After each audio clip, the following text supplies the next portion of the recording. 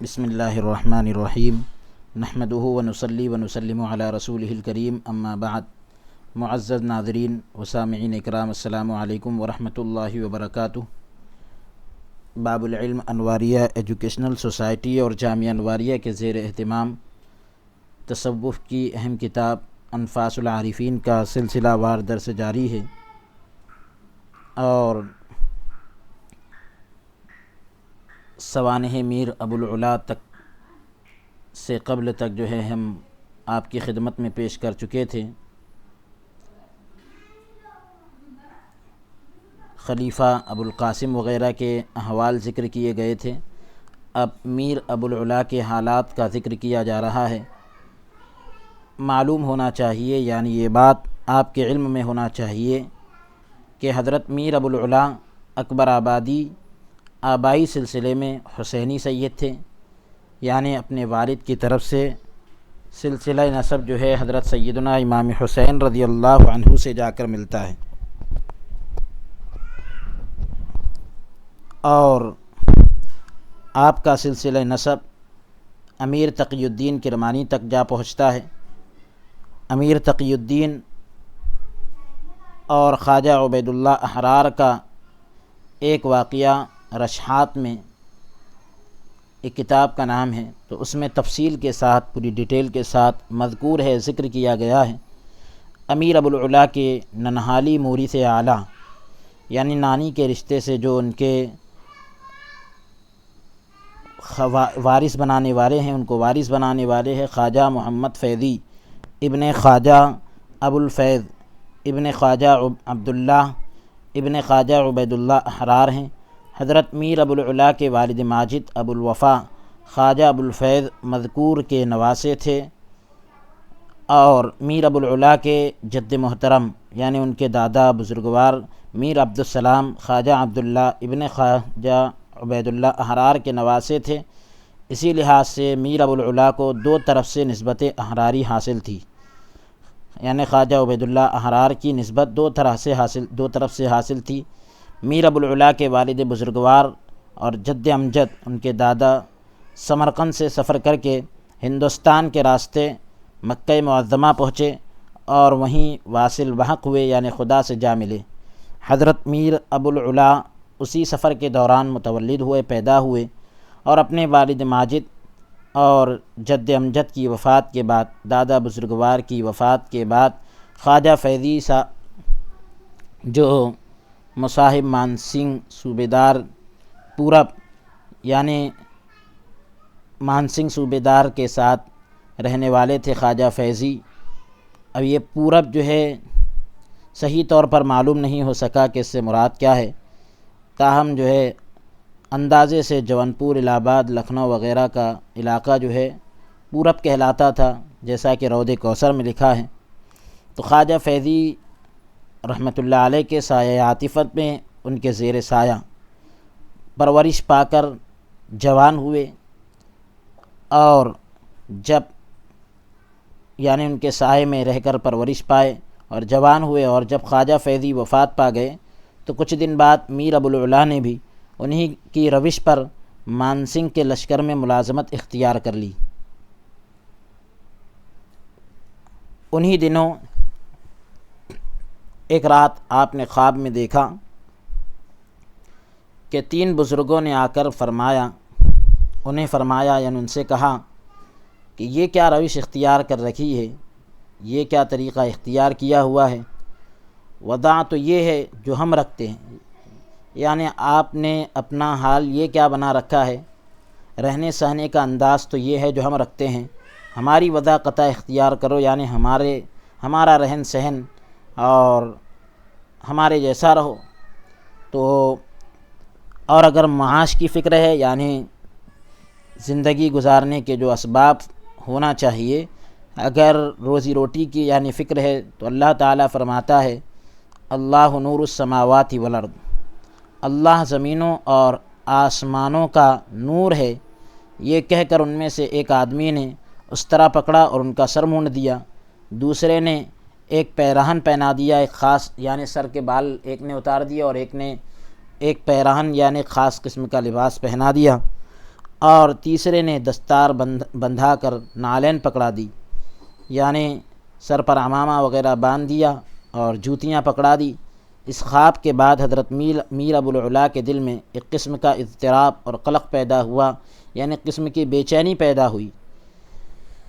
تو چاہا کہ ملازمت ترک کر دے، یہ جو ان کی نوکری تھی اس کو چھوڑ دے، مگر مان سنگھ مانے ہوا، اس نے جو ہے روک دیا، یہاں تک کہ اذا اراد اللہ شیئا حیا اسبابہ، کہ یعنی اللہ تبارک و تعالی جب کسی چیز کا ارادہ کرتا ہے تو اس کے اسباب بھی پیدا کرتا ہے، تو اس کے تحت ایسے حالات پیدا ہو گئے کہ چاروں ناچار یہ ملازمت سے فارغ ہو گئے، یعنی جیسے تیسے یہ جو ہے ملازمت سے، نوکری سے جو ہے اب فارغ ہو گئے، اس سے جو ہے اب دستبردار ہو گئے، اور جو ان کی مصروفیت تھی اب اس سے وہ فارغ ہو گئے، اور تلاش خدا میں یکسو اور یکرو ہو کر لگ گئے،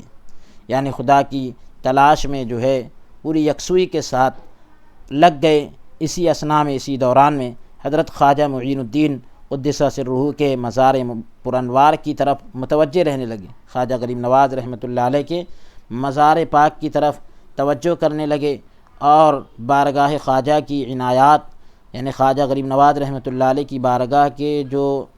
عنایات ہے اور توجہات ہے اور فیوض ہے، جو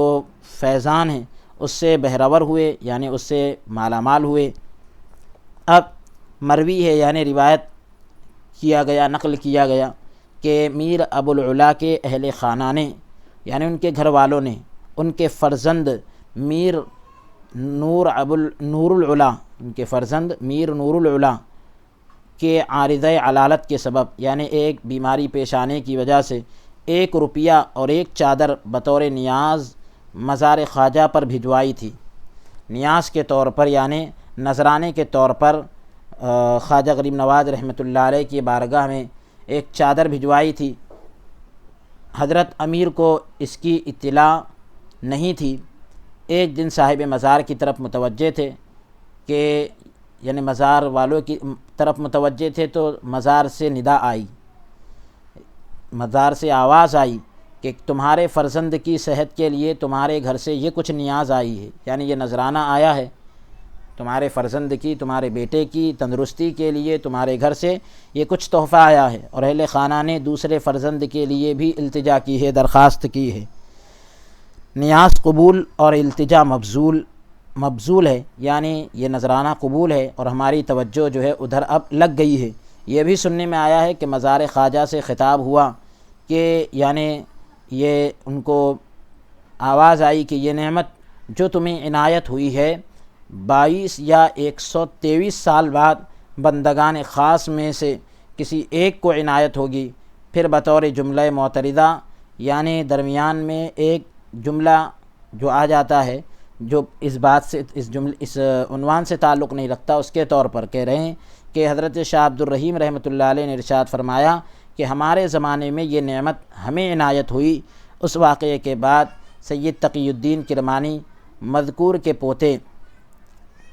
یعنی ابھی جن کا تذکرہ ہو رہا ہے، ان کے پوتے سید جعفر کی قبر کی توجہ سے امیر ابو العلا کے دل میں اپنے عم بزرگوار یعنی چچا محترم امیر عبداللہ کی بیعت کا شوق، یعنی ان سے امیر عبداللہ سے مرید ہونے کا شوق اور خواہش دامن گیر ہوئی، یعنی یہ خواہش جو ہے ان کو پیدا ہوئی۔ حضرت امیر ابو العلا ظاہراً اگرچہ نوکری پیشہ تھے، نوکری کرتے تھے،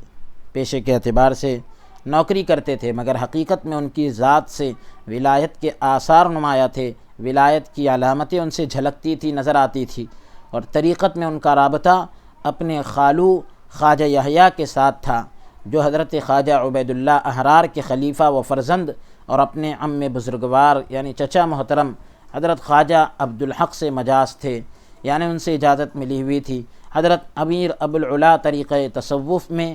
تصوف کی لائن میں جو ہے اسی سلسلے کے مطابق عمل فرماتے تھے، مگر حقیقت میں ان کی تربیت اویسیانہ طریق پر تھی، جو تربیت جو طریقہ اویسیہ جو ہوتا ہے اس طریقے پر ان کی تربیت ہوئی تھی۔ امیر ابو العلا کے ارشادات اور کلمات طیبات میں سے چند یہ ہیں،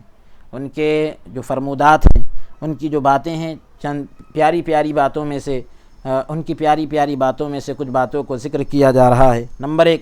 سیر روحانی۔ نسبت روحانی کا ارتقاء بھی سیر کشی کے مانند ہے، یعنی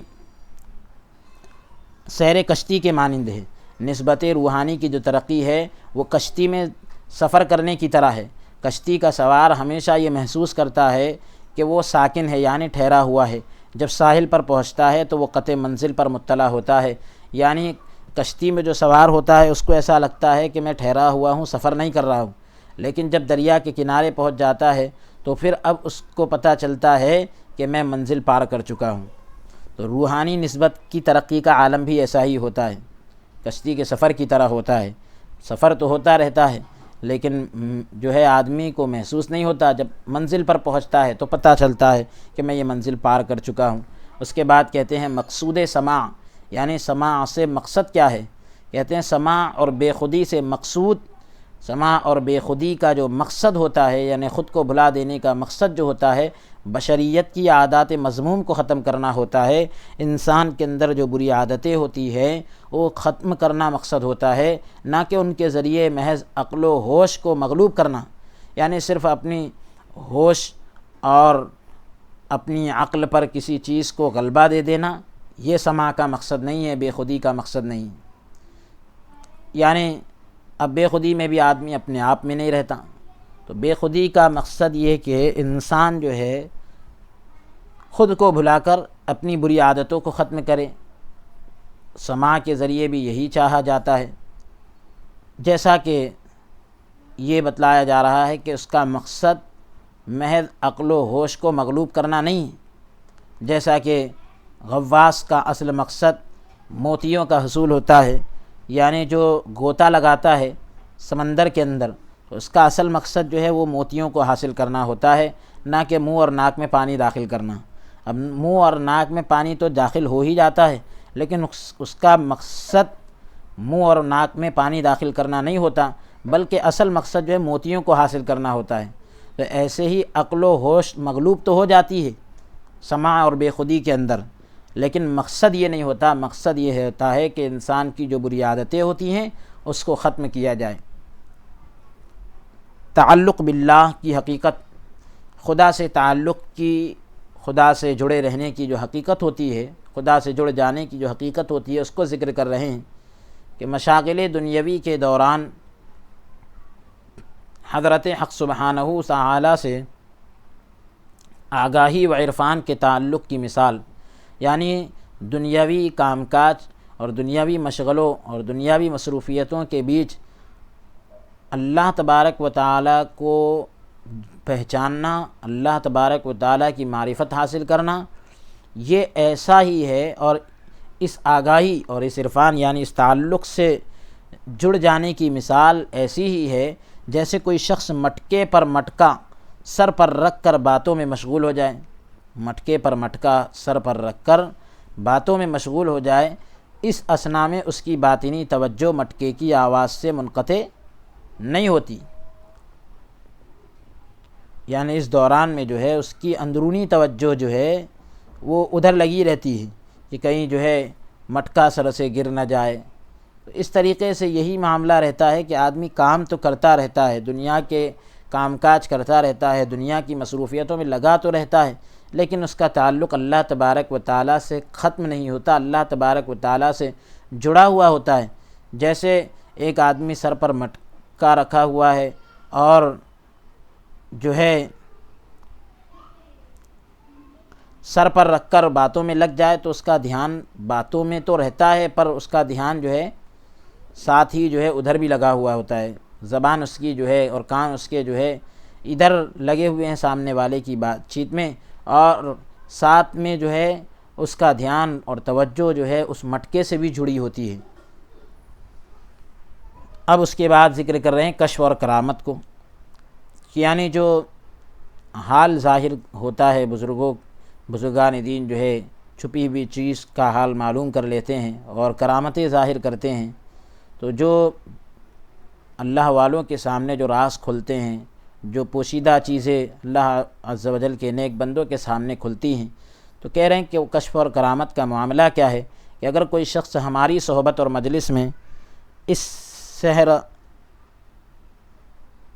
صحرا کی طرح سکون اور اطمینان محسوس کرتا ہے کہ جو انتہائی گرمی کے موسم میں اچانک کسی درخت کے سائے میں پہنچ کر اپنے تن بدن کی راحت محسوس کرتا ہے. یعنی اگر ہماری مجلس میں بیٹھنے والے کی مثال اس جنگل میں بیٹھنے والے کی طرح ہے، جنگل میں آنے والے کی طرح ہے جو بہت گرمی کے موسم میں اچانک کسی درخت کے سائے میں پہنچ کر اپنے جسم کی راحت کو محسوس کرتا ہے، تو اسے ہماری صحبت مبارک ہے اگر اس کو ہماری صحبت میں ایسا ہی سکون ملتا ہے تو. ورنہ وہ دوسری جگہ چلا جائے. ہمارے یہاں کشف اور کرامت کی دنیا نہیں، بلکہ ہمارے یہاں کشف اور کرامت کی دنیا نہیں ہے، بلکہ عالم الوندی ہے، یعنی سکون کا عالم ہے.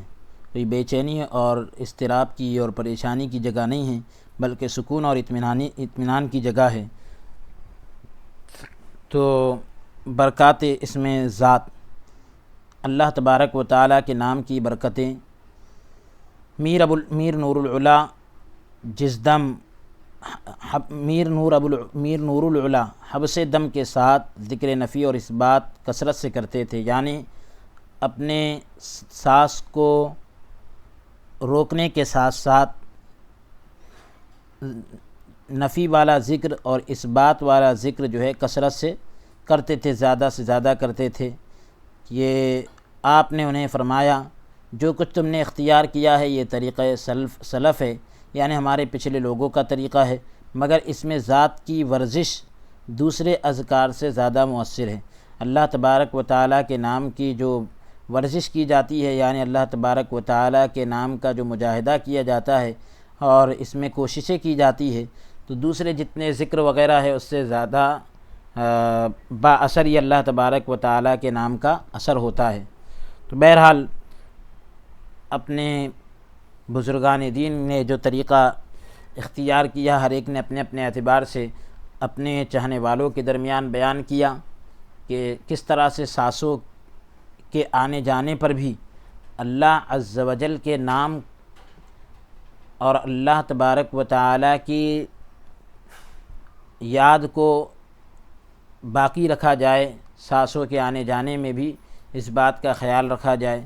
اب اس کے بعد کہہ رہے ہیں وصول حق کے طریق، خدا تک پہنچنے کے راستے. اگر کوئی شخص ان سے وصول حق کی طلب کرتا ہے، خدا تک پہنچنے کو تلاش کرتا ہے، تو اس سے دریافت کرتے.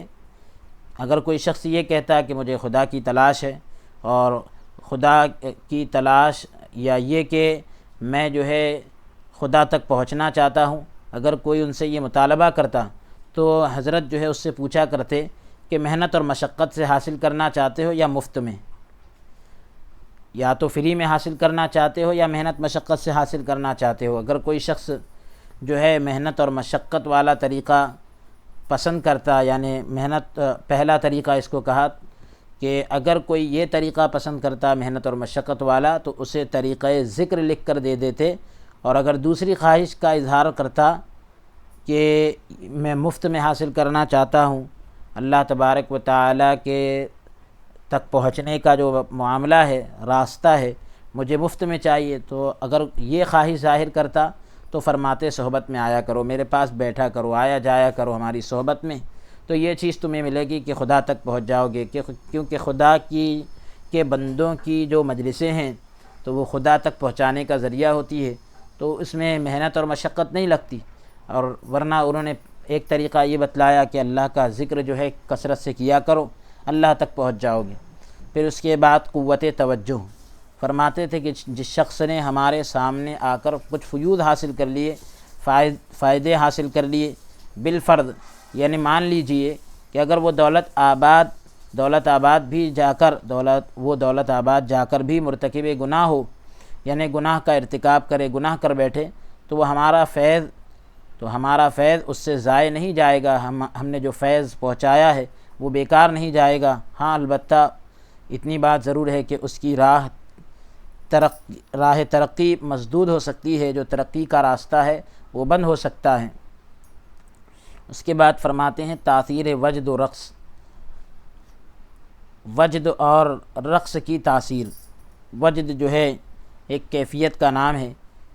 اور رقص کے اندر بھی آدمی جھومنے لگتا ہے۔ وجد اس میں بھی آدمی جو ہے بے قابو ہو جاتا ہے۔ نقل ہے، لکھا گیا ہے کہ امیر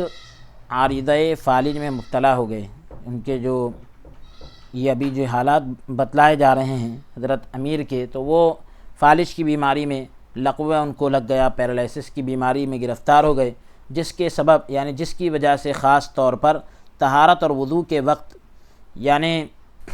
پاکی حاصل کرنے کے وقت آپ کو انتہائی تکلیف ہوتی تھی۔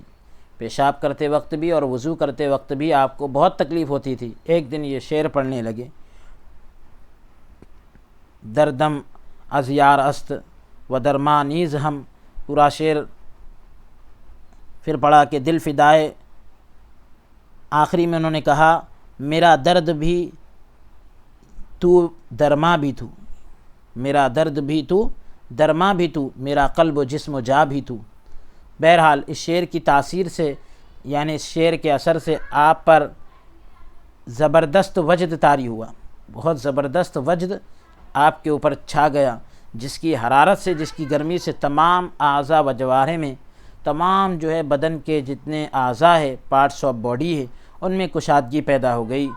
فراخی پیدا ہو گئی، اور قوت بدن پہلی حالت پر واپس لوٹ آئی۔ یعنی بدن کی جو طاقت تھی وہ پہلی کی طرح واپس آ گئی، یعنی یہ جو فالج کا اثر جو ہے وہ جاتا رہا۔ اب اس کے بعد کہہ رہے ہیں تاثیر کلاه، ٹوپی جو پہنائی جاتی ہے اس کی تاثیر کیا ہوتی ہے۔ کہہ رہے ہیں حضرت امیر نے ایک آدمی کو اپنی ٹوپی عنایت فرمائی، جسے اس نے جنگ میں پہنا۔ اتفاق سے کسی سپاہی کا تیر اس ٹوپی کو آ کر لگا، اچانک جو ہے کسی سپاہی کا تیر جو ہے اس ٹوپی کو آ کر لگا، تو اس کا پھل ٹیڑھا ہو گیا اور تیر گر پڑا۔ تیر کا جو آگے کا پھل ہوتا ہے، منہ بنا ہوا ہوتا ہے، تو وہ جو ہے ٹیڑھا ہو گیا ٹوپی پر لگنے کے بعد، اور جو ہے تیر گر پڑا۔ تو کس قدر تاثیر رہتی تھی بزرگوں کی دی ہوئی ٹوپی کے اندر، کیسی تاثیر رہتی تھی کہ تیر آ کر لگا تو تیر جو ہے ٹیڑھا ہو گیا، اور تیر وہاں جو ہے سر پر پہنچنے کی بات تو دور، وہ ٹوپی پر سے نیچے گر پڑا۔ اب اس کے بعد کہہ رہے ہیں سود کی نحوست، جو ربا یعنی انٹرسٹ کا جو مال ہوتا ہے تو اس کی نحوست کتنی ہوتی ہے، وہ بتلا رہے ہیں کہ ایک رات حضرت امیر نے رفیقان مجلس پر بھرپور توجہ ڈالی، اپنی مجلس کے ساتھیوں پر پوری توجہ ڈالی، مگر انہوں نے کچھ اثر قبول نہ کیا، کسی نے بھی جو ہے کچھ اثر قبول نہ کیا۔ آپ متعجب ہوئے، یعنی آپ کو تعجب ہوا، اچانک چراغ گل ہو گیا، ایک دم سے چراغ جو ہے بجھ گیا، حالانکہ آپ نے توجہ ڈالی لیکن کسی پر کوئی اثر نہیں ہوا، آپ کو بہت تعجب ہوا، ایک دم سے چراغ بجھ گیا۔ اسی وقت جو ہے مجلس میں عجیب و غریب آثار نمودار ہونے لگے، ایک دم عجیب و غریب جو ہے علامتیں جو ہے ظاہر ہونے لگی۔ دریافت کرنے پر معلوم ہوا، پوچھنے پر پتہ چلا کہ یہ چراغ ایک سود خور لایا تھا، یہ چراغ جو ہے ایک سود کھانے والا لایا تھا۔ واضح ہو یہ بات، بالکل آپ کو پتہ ہونا چاہیے کہ حضرت امیر جذب اور کشش کی انتہائی قوت رکھتے تھے، یعنی کھینچنے کی اور کشش کی پوری بھرپور صلاحیت رکھتے تھے۔ جب بھی کسی پر توجہ ڈالتے وہ بے خود ہو کر مردے کی طرح کھینچا چلا آتا تھا، یعنی بے قابو ہو کر جو ہے خود اپنے آپ میں نہ رہ کر، بالکل جیسا مردہ کس طرح سے بے بس ہو جاتا ہے، بس اسی طرح وہ جو ہے بے بس ہو کر کھینچا چلا آتا ہے۔ تو ان کی توجہ کا یہ عالم تھا۔ اس کے بعد ایک عنوان قائم کیے کہ جانوروں پر توجہ کا اثر، یہ تو انسانوں پر توجہ ڈالتے تھے، اس کے اثر کی بات تھی، تو جانوروں پر بھی ان کی توجہ کا اثر ہوتا ہے۔ منقول ہے، لکھا گیا کہ حضرت امیر کی سواری کے جانوروں میں سے ایک جانور آپ سے اس قدر متاثر تھا کہ وہ ان کی مجلس میں دوسرے طالبان حق کی طرح بادب ہو کر بیٹھتا تھا۔ حق کے متلاشی، حق کو طلب کرنے والے، یعنی حق کو تلاش کرنے والے لوگ جس طرح حضرت کی مجلس میں آ کر بیٹھا کرتے تھے ادب کے ساتھ، تو اسی طرح حضرت جس جانور پر سواری کرتے تھے تو وہ جانور بھی جو ہے بادب ہو کر بیٹھتا تھا۔ جب اہل طلب امیر کی خدمت میں پہنچتے، جب اہل طلب یعنی طلب والے جن کو تلاش ہوتی، وہ حضرت امیر کی خدمت میں پہنچتے اور ان کے رخ انور کو دیکھ کر جوش اور مستی میں بے قراری کا مظاہرہ کرتے۔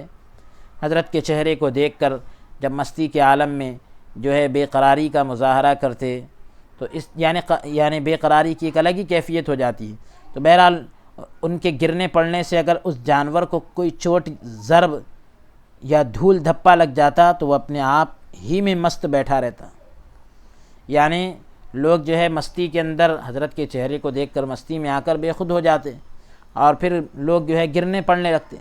تو اگر لوگوں کے گرنے پڑنے سے اگر جانور کو کوئی مار وغیرہ لگ جاتی یا دھول وغیرہ لگ جائے، تو کچھ بھی ہو جائے، دھکا مکا لگ جائے، تو وہ اپنے آپ ہی میں مست بیٹھا رہتا تھا، اس پر کوئی اثر نہیں ہوتا تھا، انہیں کوئی نقصان نہ پہنچاتا۔ جانوروں کے اس قسم کے بے شمار قصے حضرت امیر سے روایت ہے۔ اور اس کے بعد سلسلہ ابو العلالیہ کی خصوصیات کو ذکر کر رہے ہیں۔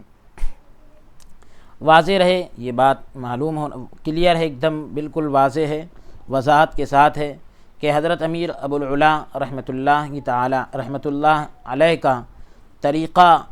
طریقہ تصوف شریعت نبوی صلی اللہ علیہ وسلم کے اتباع اور طریقے محمدی صلی اللہ علیہ وسلم کی پیروی کے علاوہ اور کچھ نہیں تھا۔ حضرت امیر ابو العلا رحمۃ اللہ علیہ کے تصوف کا جو طریقہ تھا، حضور علیہ السلام کی شریعت کی پیروی اور حضور علیہ السلام کے طریقے کی پیروی کے علاوہ اور کچھ نہیں تھا۔ جادۂ طریقت کے منصب پر جو ہے، یعنی طریقت کے معاملے میں جو ہے انہوں نے کسی چیز کا بھی اضافہ نہیں کیا، کسی چیز کو بھی زائد نہیں کیا، ایکسٹرا نہیں کیا، اور اس جادۂ نبوی صلی اللہ علیہ وسلم سے وہ سر منہ بھی انحراف نہیں فرماتے تھے، یعنی بال برابر بھی منہ نہیں موڑتے تھے، نہ قول میں اور نہ ہی فعل میں حضور علیہ الصلاۃ والسلام کے طریقے میں کسی قسم کا اضافہ نہیں کرتے تھے، اور نہ حضور علیہ السلام کے طریقے سے بال برابر منہ موڑتے تھے، نہ قول میں نہ فعل میں، نہ یعنی بات چیت میں یا اور نہ ہی کوئی کام میں۔ ان کے ابتدائی صحبت یافتگان جو شروع میں جو ان کی صحبت پانے والے ہیں، مثلا ملا ولی محمد وغیرہ بھی اسی روش پر کاربند تھے، اسی روش پر جمے تھے۔ ان کے بعد یعنی بولتے ہیں بدنام کن مرد نیکو نامے، یعنی چند قسم کے ایسے لوگ آئے کہ جنہوں نے خواہش نفسانی کا اتباع کیا، نفسانی خواہشات کا پیچھا کیا، نفسانی خواہشات کی پیروی کی، فاسد عقیدوں اور کھوٹے اعمال کو اختیار کیا، خراب اعمال کو لے لیا، اور اس کے اللہ کے اس فرمانے کے مصداق بنے، وَمِن ذُرِّيَّتِهِ مَا مُحْسِنٌ وَظَالِمٌ لِنَفْسِهِ، یعنی اللہ تبارک و تعالیٰ کا یہ فرمان ہے وَمِن ذُرِّيَّتِهِ مَا مُحْسِنٌ وَظَالِمٌ لِنَفْسِهِ، تو اس کے جو ہے وہ مصداق بنے، یعنی یہ آیت ان کے اوپر صادق آئی، اور ان کی اولاد میں کوئی اچھا کام کرنے والا اور کوئی اپنی جان پر صریح ظلم کرنے والا ہے، تو بالکل یہ آیت ان کے اوپر فٹ ہو گئی۔ حالانکہ حضرت امیر کی دستار مقدس اس خس و خاشاک سے پاک تھی، یعنی اس قسم کی چیزوں سے حضرت امیر کی جو دستار ہے، حضرت امیر نے جس کو اجازت دی، خلافت دی اور طریقے میں شامل کیا، تو یہ بعد کے لوگوں نے جو برے عقائد اور اسی طریقے سے نفسانی خواہشات کے پیچھے چلے، تو یہ ساری چیزوں سے حضرت امیر کا کوئی تعلق نہیں، حضرت امیر کی دستار ان ساری چیزوں سے پاک تھی، تو اس کے اندر یہ بتلا دیا گیا۔ اور ان کے طریقہ عالیہ کا دامن اس گندگی سے آلودہ نہیں تھا، ان کے جو روحانی طریقے کا جو دامن ہے وہ اس گندگی سے پاک تھا۔ ملا لطف اللہ جامع مقامات حضرت امیر رحمۃ اللہ علیہ نے اس بات کو زیادہ واضح طور پر بیان کیا ہے۔ وہ لکھتے ہیں کہ حضرت امیر کے حاضرین مجلس پر ہمیشہ بے اختیار وجد طاری رہتا،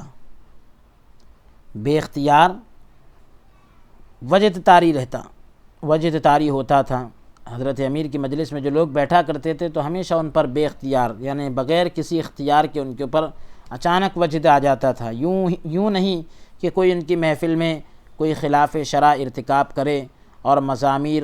اور سرود کی آواز پر رقص کرے، ایسا نہیں ہوتا تھا کہ شریعت کے خلاف کوئی کام ہو رہا ہے اور اسی طریقے سے گانے باجے وغیرہ کی آواز پر جو ہے رقص ہو رہا ہے، ایسا نہیں ہوتا تھا۔ آپ مزامیر کو بھی خواجہ بزرگ یعنی خواجہ معین الدین رحمۃ اللہ علیہ کے فرمان کے مطابق کہ یعنی مانعی کار میں نہ کنیم نہ انکار می کنیم، یعنی یہ کام نہ میں کرتا ہوں نہ اس سے میں انکار کرتا ہوں، اس کے مطابق کبھی کبھار جو ہے اتفاق سے سن لیا کرتے تھے۔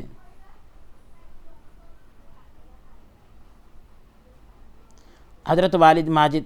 فرمایا کرتے تھے کہ میں نے نور العلا خلف الصدق یعنی جو سچے خلیفہ ہے میر ابو العلا کے سچے خلیفہ ہے میر نور العلا، تو میں نے نور العلا سے زیادہ حق گو کسی کو نہیں دیکھا۔ حضرت والد ماجد یعنی حضرت شاہ عبد الرحیم محدث دہلوی رحمۃ اللہ علیہ فرمایا کرتے تھے کہ میں نے جو ہے نور العلا جو حضرت میر ابو العلا کے خلیفہ ہیں تو نور العلا سے زیادہ حق گو یعنی سچ بولنے والا کسی کو نہیں دیکھا۔ میں نے ایک دن ان سے پوچھا کہ لوگ کہتے ہیں کہ میر ابو العلا سماع کی طرف حد سے زیادہ راغب تھے، یعنی سماع کی طرف جو ہے ان کی بہت زیادہ توجہ تھی۔ فرمانے لگے کہ مجھے یاد نہیں کہ سوائے چند تقریبات کے یعنی کچھ تقریبات کے علاوہ انہوں نے سماع میں حصہ لیا ہو، مجھے یہ یاد نہیں۔ میں نے کہا لوگ کہتے ہیں کہ میر ابو العلا جس شخص پر بھی نگاہ فرماتے تھے یا اسے پان چبا کر دیتے تھے وہ بے ہوش ہو جاتا تھا۔ فرمانے لگے کہ میں نے ان کا چبایا ہوا پان کئی بار استعمال کیا ہے، یہ کوئی کلیہ نہیں تھا، یہ بات بالکل کوئی ایسی یعنی ہمیشہ کی نہیں تھی کہ جو بھی پان چبائے گا تو بے ہوش ہو جائے گا۔ میں نے کئی بار ان کا پان چبایا، تو ایسا ہر بار ہو یہ ضروری نہیں ہے، کوئی قاعدہ کلیہ نہیں ہے، یہ مطلب ہے۔ واضح ہو کہ حضرت والد ماجد نے میر ابو العلا کی کافی صحبت اٹھائی، کافی وقت ان کے ساتھ رہے اور ان سے کلاه و خرقہ بھی حاصل کیا، ٹوپی اور پیرہن لباس وغیرہ بھی حاصل کیا۔ اب اس کے بعد حضرت خلیفہ کی پختگی ارادت اور توکل، یعنی یہ جو مریدی کے سلسلے میں جو ہے پختگی اور توکل کیسا، بھروسہ کیسا، وہ ذکر کر رہے ہیں۔ حضرت والد فرمایا کرتے تھے، حضرت شاہ عبد الرحیم رحمۃ اللہ علیہ فرماتے تھے کہ خلیفہ ابو القاسم کو بھی میر ابو العلا کی صحبت نصیب ہوئی۔ خلیفہ ابو القاسم کا ذکر ابھی اوپر گزرا ہے اس سے پہلی باری نشست میں، تو ان کو بھی جو ہے میر ابو العلا کی صحبت نصیب ہوئی، لیکن حصول فیض کا رابطہ اور بیعت کا شرف ملا ولی محمد سے حاصل تھا۔ ایک دن میر ابو العلا نے حضرت خلیفہ سے فرمایا کہ تم ہم سے بیعت کیوں نہیں کرتے، ہم سے مرید کیوں نہیں ہو جاتے؟ یعنی میر ابو العلا جو ہے خلیفہ ابو القاسم کے ساتھ رہے، لیکن فیض حاصل کرنے کا جو تعلق اور بیعت کا جو مقام ملا ولی محمد سے حاصل تھا، تو اس لیے جو ہے ایک دن میر ابو العلا نے حضرت خلیفہ سے فرمایا کہ تم ہم سے بیعت کیوں نہیں کرتے، تمہارا تعلق تو جو ہے ملا ولی محمد سے ہے۔ تو خلیفہ ابو القاسم نے جو ہے عرض کی کہ ملا ولی محمد کی بارگاہ بھی آپ کی بارگاہ کی مظہر ہے، یعنی ان کی بارگاہ میں جو ہے آپ کا ہی جلوہ نظر آتا ہے۔ تو اس عاجز نے جب علم ظاہری ان سے حاصل کیا ہے، ظاہری جو علوم ہوتے ہیں، اور حصول علم کے دوران علم حاصل کرنے کے بیچ جو ہے ان سے بے حد محبت پیدا کی، بہت زیادہ محبت پیدا کی، تو رابطہ بیعت بھی ان کے ساتھ بہتر سمجھا، بیعت کا جو تعلق ہے وہ بھی ان کے ساتھ میں نے زیادہ اچھا سمجھا۔ حضرت امیر ابو العلا جو ہے یہ سن کر تبسم اور تحسین فرمانے لگے، یعنی مسکرانے لگے اور اس کو جو ہے اچھا کہنے لگے۔ حضرت والد ماجد نے، والد صاحب نے فرمایا کہ خلیفہ ابو القاسم پر مشرب گوشہ نشینی غالب تھا، یعنی تنہائی میں رہنے کا جو معاملہ تھا ان کے اوپر غالب تھا، کسی سے تعلقات نہیں رکھتے تھے، کسی سے زیادہ تعلقات نہیں رکھتے تھے، نیز ساتھ ہی جو ہے ان کا مشرب توکل کلی اور ترک کاروبار تھا۔ ان کا جو سلسلے کا جو معاملہ تھا وہ یہی تھا کہ پوری طرح سے توکل اور ترک کاروبار کو چھوڑ دینا، یہ ان کا مشرب تھا۔ اور یہ شعر پڑھا کرتے تھے، سہ نشان، یعنی مطلب یہ کہ پورا آخر تک پڑھا کرتے تھے۔ چوتھا نشان یہ ہے کہ اللہ تعالیٰ بغیر کسی واسطے کے ان کی روزی کا کفیل ہوتا ہے۔ تین نشان کے بارے میں ذکر کرنے کے بعد کہہ رہے ہیں چوتھا نشان یہ ہے کہ اللہ تبارک و تعالیٰ، یعنی ایسا اس میں ذکر کیا سہ نشان بود ولی را، اور پھر اس کے بعد الی آخری ہی، یعنی آخر تک کہا کہ آخری کے الفاظ کہہ دیے اس میں کہ چوتھا نشان یہ ہے کہ اللہ تبارک و تعالیٰ بغیر کسی واسطے کے ان کی روزی کا کفیل ہوتا ہے۔ بغیر کسی واسطے کے اللہ تبارک و تعالیٰ اپنے نیک بندوں کی روزی کی ذمہ داری لیتا ہے۔ سچ یہ ہے کہ یہ بات حضرت خلیفہ کے حق میں بالکل درست تھی۔ ظاہری سامان نہ رکھتے ہوئے بھی وہ ہمیشہ پرلطف زندگی گزارتے تھے، ایک دم مزے کی زندگی بسر کرتے تھے، گزارتے تھے۔ اب اس کے بعد کہہ رہے ہیں ذخیرہ اندوزی سے تنگی رزق، یعنی جمع کرنے سے بھی جو ہے رزق تنگ ہوتا ہے۔ ایک بار خلیفہ کے گھر میں گھی ختم ہو گیا، خلیفہ کے گھر میں گھی ختم ہو گیا اور کئی دن تک کہیں سے گھی میسر نہ آ سکا، گھی نہ مل سکا۔ تو آپ متعجب ہوئے، تعجب میں پڑ گئے اور بغیر گھی کے گزارا کرتے رہے۔ ایک دن کسی سبب سے اچانک مکان کی چھت پر تشریف لے گئے، دیکھا کہ لنگر کے گھی کا ایک مٹکا اہل خانہ میں سے کسی نے چھپا رکھا ہے۔ لنگر کے گھی کا ایک مٹکا جو ہے گھر والوں میں سے کسی نے جو ہے چھپا کر رکھ دیا ہے۔ فرمایا ان ایام میں غیب سے روزی نہ ملنے کا سبب یہی تھا، ان دنوں جو ہے غیب سے ہم کو روزی نہیں مل رہی تھی، اس کا سبب یہی تھا کہ ہم نے یہ مٹکا ذخیرے کے طور پر رکھ لیا تھا، اس وجہ سے اللہ تبارک و تعالیٰ نے غیب سے جو ہے روزی کے دروازے کو بند کر دیا تھا ہم پر۔ تو چنانچہ وہ گھی جو ہے لنگر میں خرچ کیا اور اس کے بعد متواتر لنگر میں جو ہے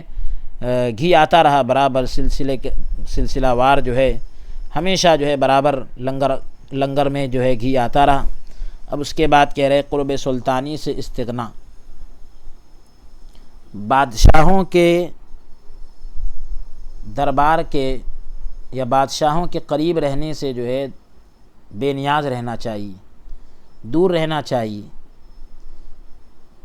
بے نیاز رہنا چاہیے کہ بادشاہوں کے پاس ہم کو مقام ملے، اس سے آدمی کو جو ہے بے نیاز رہنا چاہیے، اس کی طلب نہیں ہونا چاہیے اور اس سے بہت دور رہنا چاہیے۔ حضرت والد ماجد فرمایا کرتے تھے کہ شہنشاہ عالمگیر کے زمانے میں فتاوی عالمگیری جو ہے حکم شاہی سے یعنی بادشاہ کے حکم سے جب تدوین و ترتیب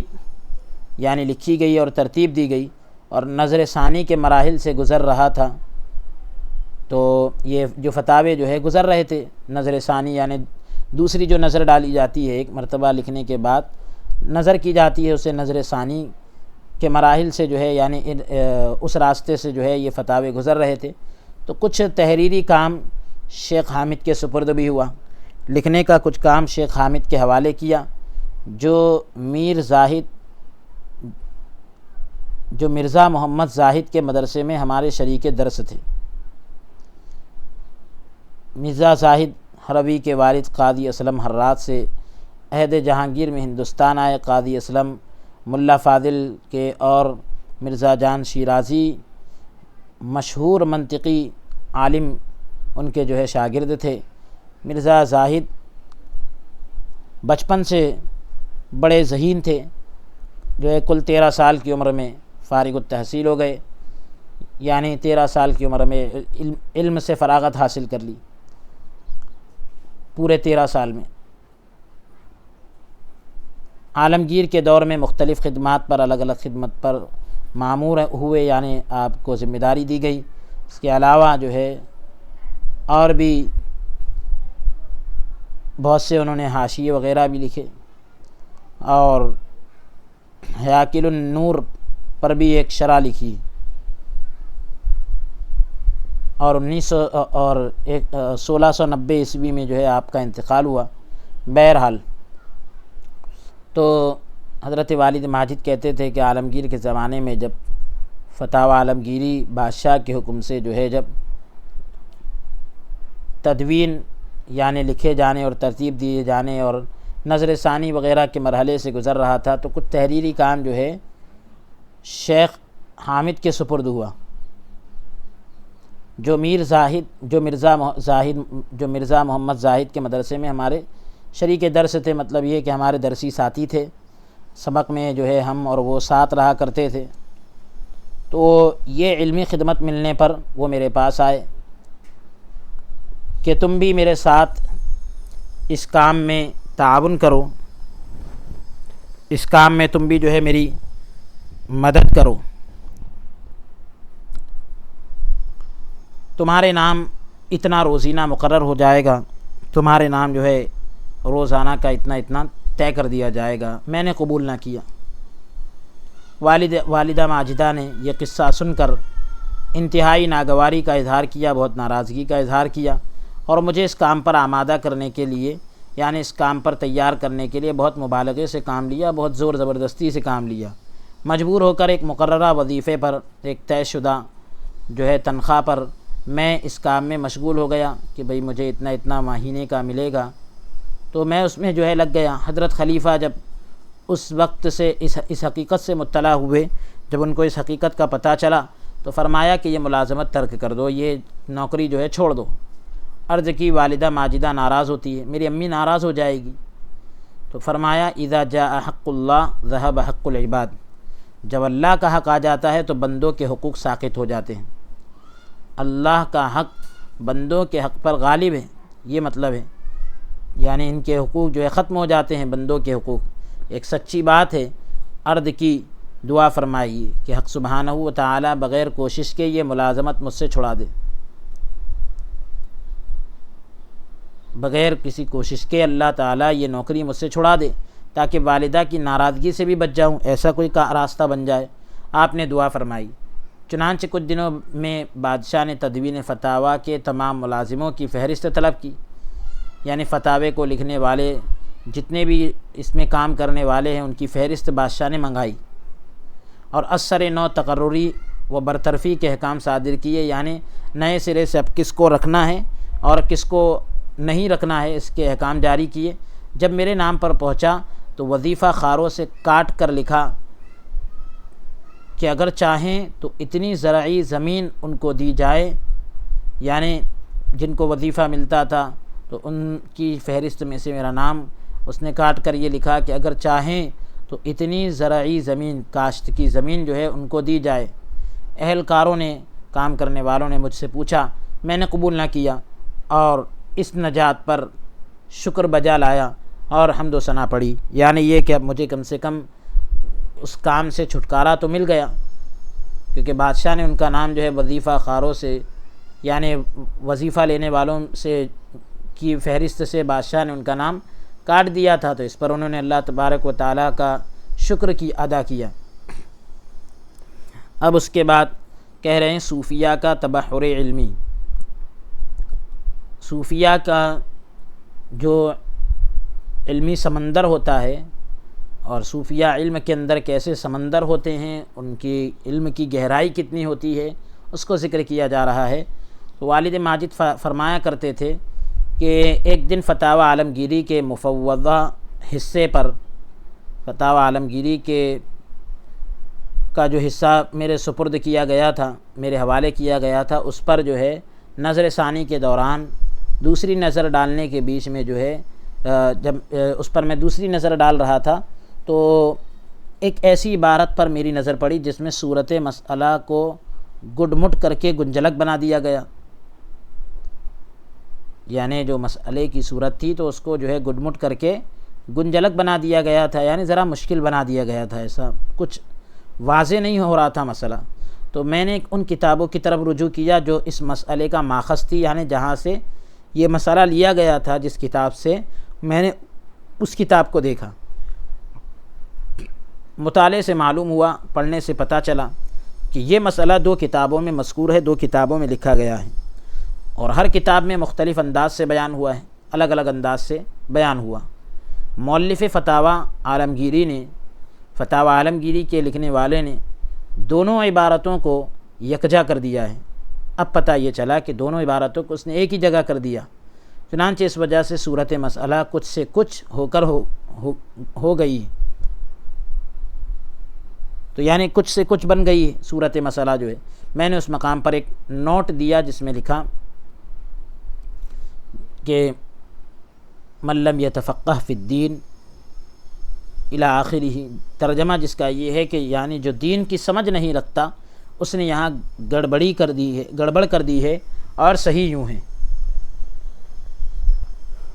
انہوں نے بتلایا کہ یہ غلط ہے اور صحیح کیا ہے وہ بھی لکھ دیا، اور کس سے کیا گڑبڑی ہوئی وہ بتلا دیا۔ ان دنوں عالمگیر کو اس کتاب کی ترتیب و تدوین میں حد سے زیادہ اہتمام تھا۔ وہ دن ایسے چل رہے تھے کہ فتاوی عالمگیری کو لکھنے کے اندر اس کو بہت زیادہ اہتمام تھا، اور ملا نظام روزانہ 1-2 صفحات بادشاہ کو پڑھ کر سناتے تھے، روزانہ 1-2 پیج جو ہے بادشاہ کو پڑھ کے سناتے تھے۔ جب میرے اختلافی نوٹ پر پہنچے، یعنی میں نے جہاں پر یہ اختلاف کیا تھا کہ یہ عبارت غلط ہے، صحیح یہ ہے، تو جب وہاں پر پہنچے تو اتفاقاً نوٹ کو متن کے ساتھ ملا کر ایک ہی سانس میں پڑھ دیا۔ ملا نظام نے جو ہے ایک دم سے اچانک کیا کیا کہ جو میں نے نوٹ لکھا تھا، ایک الگ سے جو بات لکھی تھی، تو اس کو اصل عبارت کے ساتھ ملا کر جو ہے ایک ہی سانس میں پڑھ دیے۔ تو بادشاہ چونک اٹھا اور کہا یہ عبارت کیسی ہے؟ تو نوٹ بول کے انہوں نے اس طریقے سے نہیں پڑھے، بلکہ وہ جو انہوں نے کریکشن کیے تھے تو کریکشن کو اصل عبارت کے ساتھ ملا کر پڑھ دیے۔ تو اس سے بادشاہ ایک دم حیران ہو گیا کہ یہ عبارت تو پہلے تھی نہیں، یہ عبارت آئی کیسے ایک دم سے؟ نوٹ بول کر انہوں نے، پڑھنے والوں نے نہیں پڑھا۔ تو بادشاہ چونک اٹھا اور کہا یہ عبارت کیسی ہے؟ ملا نظام نے اس نشست میں دفع الوقتی کرتے ہوئے کہا کہ اس مقام کا میں نے مطالعہ نہیں کیا، یعنی وقتی طور پر معاملے کو ٹالنے کے لیے ملا نظام نے کہہ دیا کہ اس مجلس میں یہ کہہ دیا کہ بھئی میں نے اس کو مطالعہ نہیں کیا ہے، کل تفصیل سے عرض کروں گا، پوری ڈیٹیل سے میں کل بتلاؤں گا۔ جب گھر لوٹے تو ملا حامد پر بگڑے، ملا نظام جو ہے حامد پر بگڑے کہ فتاوی کا یہ حصہ میں نے تمہارے اعتماد پر چھوڑا ہوا تھا، فتاوی کا یہ حصہ میں نے تمہارے بھروسے چھوڑا تھا، اور تم نے مجھے بادشاہ سے شرمندہ کیا ہے، یعنی بادشاہ کے سامنے جو ہے مجھے شرمندہ کر دیا۔ تو فرمائیے یہ لفظ کیا ہے؟ ہم ملا جو ہے پوچھ رہے ہیں، بتائیے یہ لفظ کیا ہے؟ ملا حامد اس وقت کچھ نہ بولے۔ بعد میں مجھ سے اظہار ملال کیا، یعنی مجھ سے کہا کہ بھئی غم کا اظہار کیا میرے سامنے۔ اس پر وہ کتابیں جو اس مسئلے کا ماخذ تھی میں نے پیش کر دی، یعنی میں نے جو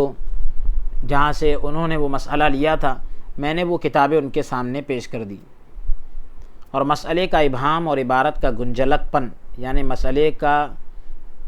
چھپا ہونا، پوشیدہ ہونا، اور عبارت کا گنجلک پن، یعنی عبارت کیسی گڈ مڈ نظر آ رہی تھی اور پیچیدہ نظر آ رہی تھی، تو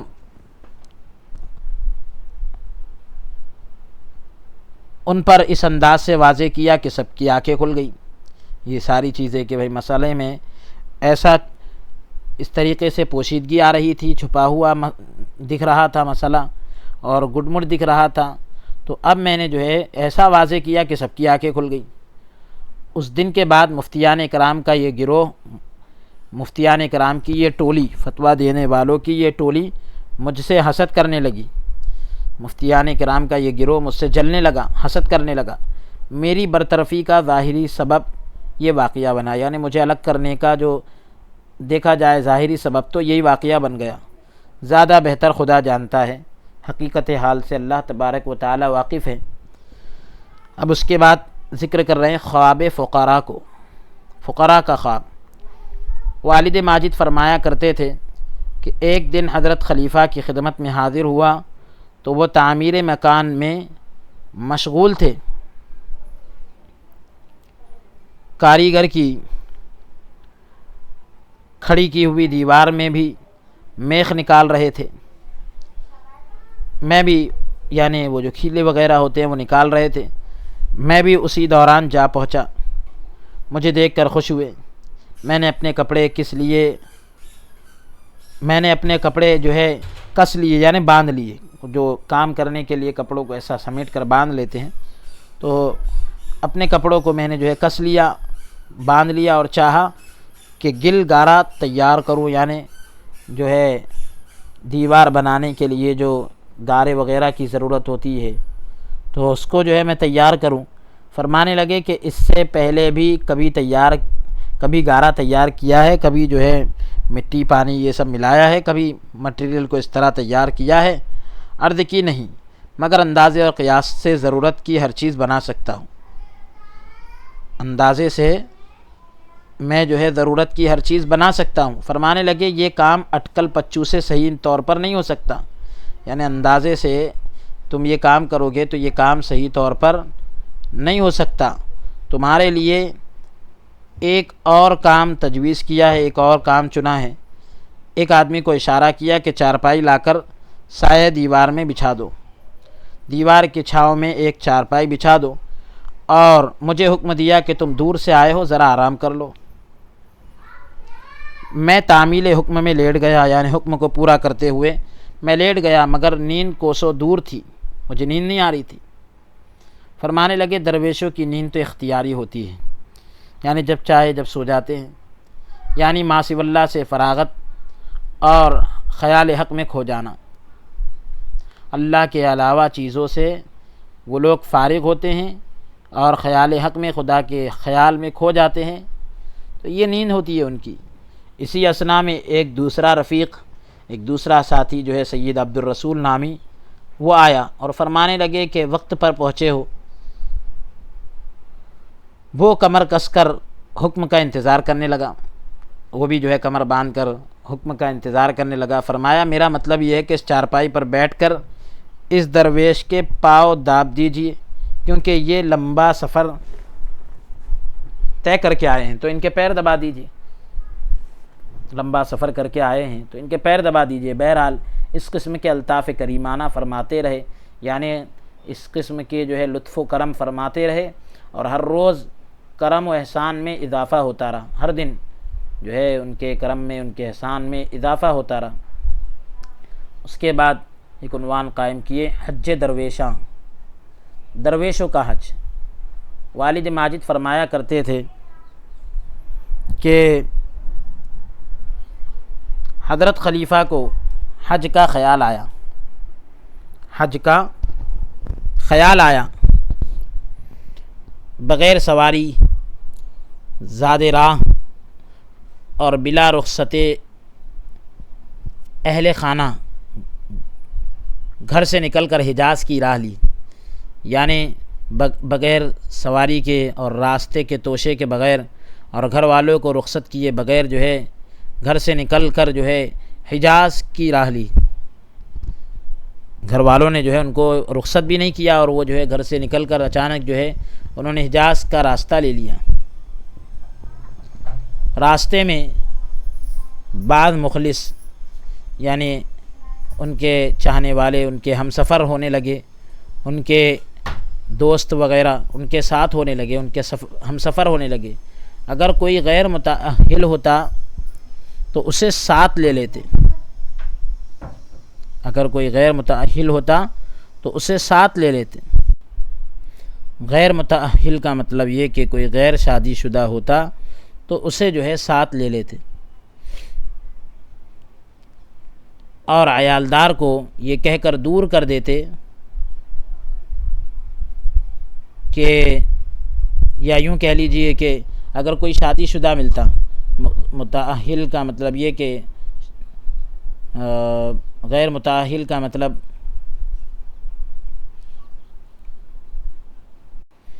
بظاہر تو یہی نظر آ رہا ہے کہ متأہل عربی زبان میں متزوج کو کہتے ہیں، یعنی جس کا خاندان والے ہو اور جس کے رشتہ دار وغیرہ ہو، تو بہرحال تو اسے اپنے ساتھ لے لیتے اور عیالدار کو یہ کہہ کر دور کر دیتے. ہاں تو بظاہر یہی مفہوم یہاں پر مناسب معلوم ہوتا ہے کہ اگر کوئی غیر شادی شدہ ہوتا تو اس کو ساتھ لے لیتے، اور جو عیالدار یعنی جس کے اوپر اہل و عیال کی ذمہ داری ہوتی تو اس کو یہ کہہ کر دور کر دیتے کہ ہم نے طویل سفر کا قصد کر رکھا ہے، یعنی ہمارا سفر جو ہے بہت لمبا ہے، تو اس کو دور کر دیتے. اسی طرح حجاز جا پہنچنے اور کافی عرصہ وہاں رہے، یعنی اسی طرح جو ہے حجاز کے مقام پر جا پہنچے مطلب حجاز پہنچ گئے اور بہت لمبے زمانے تک وہاں رہے. بہت دنوں بعد گہوارہ امن و بہبود کو واپس لوٹے، یعنی اپنے شہر کی طرف، اپنے وطن کی طرف واپس آئے. اب سفر حجاز میں آپ سے بہت سی کرامات ظاہر ہوئی. حجاز کے سفر میں آپ سے بہت سی کرامتیں ظاہر ہوئی، اور مثلا ان میں سے ایک یہ ہے کہ رفقا میں مشہور تھا، ساتھیوں میں یہ مشہور تھا کہ جب آپ گھر سے نکلے تھے تو صرف ایک چونی پاس تھی. گھر سے آپ جب نکلے تھے تو آپ کے پاس ایک چونی تھی، یعنی 4 آنے تھے آپ کے پاس، 1 روپیے کا پاؤ حصہ تھا آپ کے پاس. پورے سفر میں کہیں بھی اسے صرف کرنے کی ضرورت پیش نہیں آئی، خرچ کرنے کی ضرورت پیش نہیں آئی، یہاں تک کہ جب واپس لوٹے تو جیب میں وہی چونی موجود تھی. جب ان سے اس کے متعلق استفسار کیا گیا، پوچھا گیا، تو فرمایا کہ تاحال کسی نے بھی اس بارے میں سوال نہیں کیا. انہوں نے جو ہے پوچھنے پر کہا کہ ابھی تک کسی نے اس بارے میں پوچھا بھی نہیں، یہ آپ کے پاس 4 آنے تھے اور وہ ابھی بھی موجود ہیں. تو انہوں نے بتلایا جب میں گھر سے نکلا تو ایک شخص نے یہ چونی، یہ 4 آنے بطور نیاز پیش کی، نذرانے کے طور پر پیش کی، اور میں نے جیب میں رکھ لی. بعد میں کہیں بھی اس کی ضرورت پیش نہ آئی. جب وہ کپڑے اتار کر میں نے نیا لباس پہنا تو ہم سفروں نے، یعنی ساتھ میں سفر کرنے والوں نے، وہ چونی کپڑے میں باندھ کر محفوظ کر دی. وہ 4 آنے کو جو ہے کپڑے میں باندھ کر سیف کر دیا، محفوظ کر دیا. اس کے بعد لباس بدلتا رہا اور وہ چونی باندھ کر محفوظ کی جاتی رہی. میں یہ جو ہے کپڑے بدلتا رہا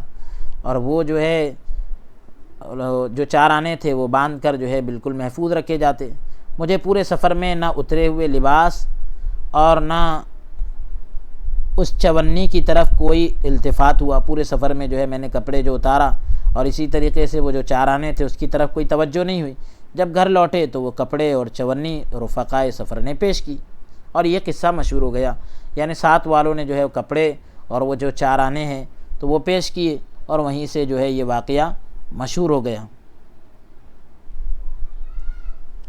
اب اس کے بعد کہہ رہے ہیں طوفانوں پر تصرف، کہ طوفانوں پر کیسا ان کا تصرف ہوتا ہے بزرگوں کا، کہ اس پر کیسا ان کا قبضہ ہوتا ہے. حضرت خلیفہ جو ہے سفر حجاز میں، حج کے سفر میں عموماً اپنے رفقائے جہاز کو،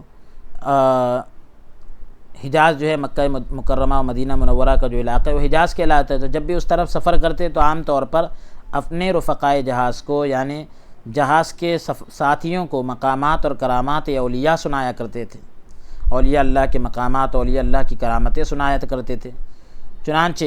ایک دفعہ اولیاء کے پانی پر چلنے اور دور دراز مقامات کو آنن فانن طے کرنے کی بات چل پڑی. اولیاء اللہ جو ہے پانی پر چلتے تھے اور دور دراز کے مقامات کو ایک ہی لمحے میں طے کر لیتے تھے، یہ بات چل پڑی. تو جہاز کے کپتان نے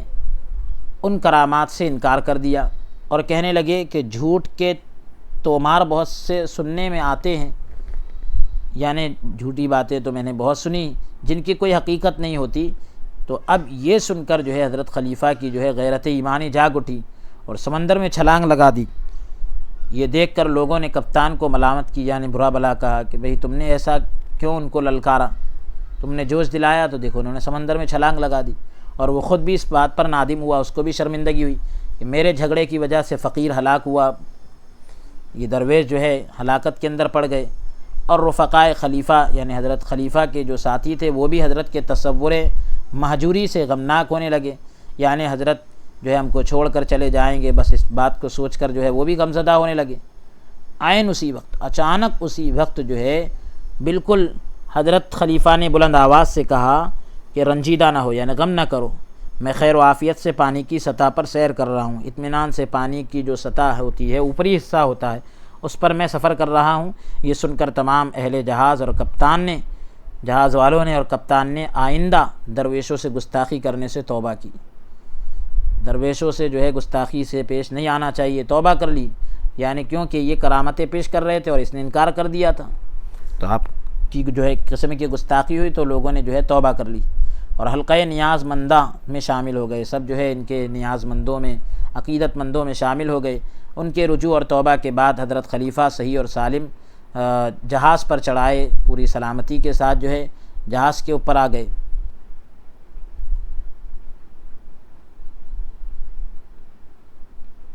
اس طرح سے یہ عنوان بھی مکمل ہوا۔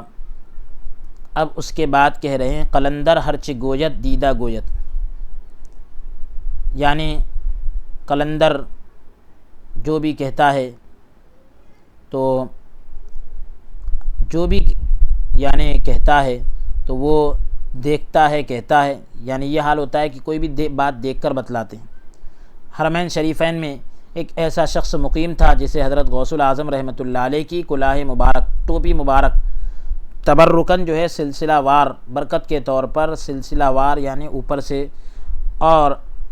اپنے آبا و اجداد سے ملی ہوئی تھی، اس کو باپ دادا سے ملی تھی غوث اعظم رضی اللہ رحمۃ اللہ علیہ کی ٹوپی، جس کی برکت سے وہ شخص حرمین شریفین کے نواح میں اطراف میں عزت و احترام کی نگاہ سے دیکھا جاتا تھا اور شہرت کی بلندیوں پر فائز تھا، یعنی شہرت کی بلندیوں پر پہنچا تھا، بہت مشہور تھا۔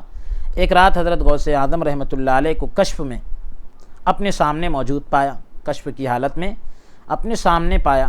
جو فرما رہے تھے غوث پاک رحمۃ اللہ علیہ، یہ کہہ رہے تھے کہ یہ کلا ابو القاسم اکبر آبادی تک پہنچا دوں، یہ ٹوپی جو ہے ابو القاسم تک پہنچا دوں۔ حضرت غوث اعظم کا یہ فرمان سن کر اس شخص کے دل میں آیا کہ اس بزرگ کی تخصیص لازماً کوئی سبب رکھتی ہے، یعنی اس بزرگ کو خاص کیا گیا ابو القاسم کو ٹوپی دینے کے لیے تو کوئی خاص وجہ ہوگی۔ چنانچہ امتحان کی نیت سے کلاه مبارک کے ساتھ ایک قیمتی جبہ بھی شامل کر لیا۔ امتحان کی نیت سے ٹوپی کو لے کر تو گیا، لیکن ایک قیمتی جبہ بھی ساتھ میں لے لیا اور پوچھ گچھ کرتے حضرت خلیفہ کی خدمت میں جا پہنچا، پوچھتے پاچھتے جو ہے حضرت خلیفہ ابو القاسم کے پاس جا پہنچا اور ان سے کہا کہ یہ دونوں تبرک غوث اعظم رحمۃ اللہ علیہ کے ہیں اور انہوں نے مجھے خواب میں حکم دیا کہ یہ تبرکات، یہ بابرکت چیزیں جو ہے ابو القاسم اکبر آبادی کو دے دو۔ یہ کہہ کر تبرکات ان کے سامنے رکھ دیے۔ بہت غور سے سننا کہ پہلے جو ہے غوث پاک رحمۃ اللہ علیہ نے صرف ٹوپی دی تھی، انہوں نے ٹوپی کے ساتھ جبہ بھی لے کر گئے، کہا یہ دونوں چیزیں آپ تک پہنچانے کا حکم دیا اور پیش کر دی، سامنے رکھ دی۔ تو خلیفہ ابو القاسم نے تبرکات قبول فرما کر انتہائی مسرت کا اظہار کیا، بہت خوشی کا اظہار کیا۔ اس شخص نے کہا یہ تبرک ایک بہت بڑے بزرگ کی طرف سے عطا ہوئے ہیں، ملے ہیں، لہذا اس کے شکریہ میں ایک بڑی دعوت کا انتظام کر کے رؤسائے شہر کو مدعو کیا۔ تمام شہر کے بڑے بڑے لوگوں کو بلایا گیا۔ حضرت خلیفہ نے ابو القاسم نے فرمایا کہ کل تشریف لانا، کل آنا، ہم کافی سارا طعام تیار کرائیں گے، بہت سارا کھانا بنائیں گے، آپ جس کو چاہیں دے دیجئے، جس کو چاہے دے دیجئے، یعنی دعوت دے دیجئے۔ دوسرے روز علی الصباح، صبح ہوتے ہی وہ درویش رؤسائے شہر کے ساتھ آیا، شہر کے بڑے بڑے لوگوں کے ساتھ آیا، دعوت تناول کی، کھانے کی دعوت کی اور فاتحہ پڑھی۔ فراغت کے بعد، کھانے سے فارغ ہونے کے بعد لوگوں نے پوچھا کہ آپ تو متوکل ہیں، آپ تو اللہ کی ذات پر بھروسہ کرنے والے ہیں، ظاہری سامان کچھ بھی نہیں رکھتے، اس قدر طعام کہاں سے مہیا فرمایا، اتنا کھانا کہاں سے تیار کیا ہے اور کہاں سے اتنا انتظام کیا ہے؟ فرمایا کہ اس قیمتی جبے کو بیچ کر ضروری اشیاء خریدی ہیں۔ خلیفہ ابو القاسم کہہ رہے ہیں یہ قیمتی جو جبہ ہے اس کو بیچ کر ضروری چیزیں خریدا ہوں۔ یہ سن کر وہ شخص چیخ اٹھا کہ میں نے اس فقیر کو اہل اللہ سمجھا تھا، مگر یہ تو جو ہے نعوذ باللہ، اس طریقے سے ان کے دل میں یہ خیال آ گیا کہ یہ مکار ثابت ہوئے، یہ تو چال چل گئے، ایسے تبرکات کی قدر اس نے نہیں پہچانی، یعنی ان کے دل میں یہ خیال آیا تو